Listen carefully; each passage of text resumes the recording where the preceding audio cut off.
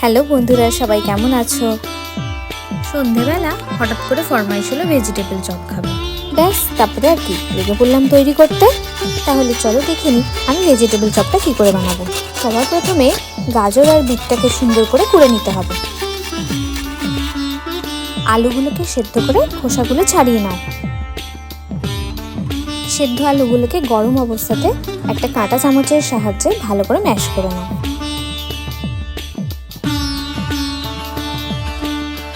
কড়াইতে তেল দিয়ে সামান্য পরিমাণ হলুদ, আদা লঙ্কা বাটা দিয়ে ভালো করে কষিয়ে নিতে হবে।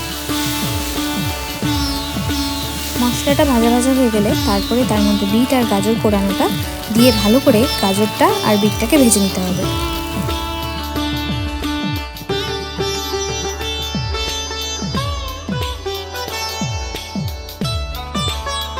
বিট আর গাজরটা ভাজা হয়ে গেলে তার মধ্যে দিয়ে দেবো অল্প মটরশুঁটি। তারপর দেব সেদ্ধ করে রাখা আলু। আলুটাকে বিট গাজরের সাথে ভালো করে মিশিয়ে দিতে হবে। পুরটা ভালো করে ভাজা ভাজা হয়ে গেলে তার মধ্যে দিয়ে দেবো কিছু কিছু গুঁড়ো মশলা। এখানে আমি দিলাম গরম মশলা, ধনে গুঁড়ো আর কসুরি মেথি। পরিমাণ মতো নুন চিনি দেওয়ার পরে পুরটাকে একটা প্লেটে সুন্দর করে নামিয়ে নাও।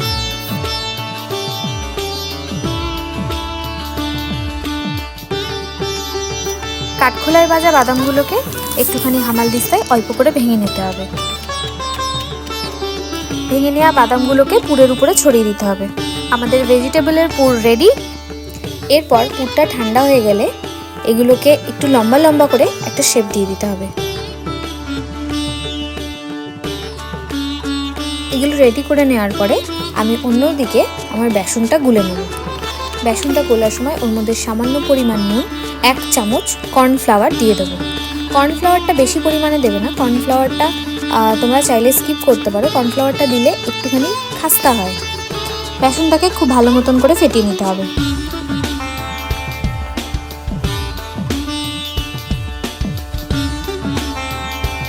বেসনটা রেডি হয়ে যাওয়ার পরে ভেজিটেবলের পুরটা বেসনের মধ্যে চুবিয়ে ভালো করে ছেঁকে নিয়ে বিস্কুটের গুঁড়োর মধ্যে দিয়ে দিতে হবে। বিস্কুটের গুঁড়োর মধ্যে দেওয়ার সাথে সাথে কিন্তু এগুলোকে ভালো করে বিস্কুটের গুঁড়ো মাখিয়ে তুলে রাখতে হবে, না হলে কিন্তু বিস্কুটের গুঁড়োটা ফেটে যাবে। এইভাবে এক এক করে সব কটা চপ আমরা রেডি করে নেব। কড়াইতে তেল দিয়ে তেল গরম হওয়ার পরে এক এক করে চপগুলো সুন্দর করে ভেজে নিতে হবে। যখন লাল লাল হয়ে আসবে তখন সব চপগুলো তুলে নাও। তারপর সার্ভ করো রেড সসের সাথে। তো বন্ধুরা, আমি ভেজিটেবল চপ এইভাবে বানালাম। তোমরা কিভাবে ভেজিটেবল চপ বানাও কমেন্টে অবশ্যই জানিও। আমার এই ভিডিওটা ভালো লাগলে লাইক, শেয়ার অ্যান্ড সাবস্ক্রাইব অবশ্যই করে দিও।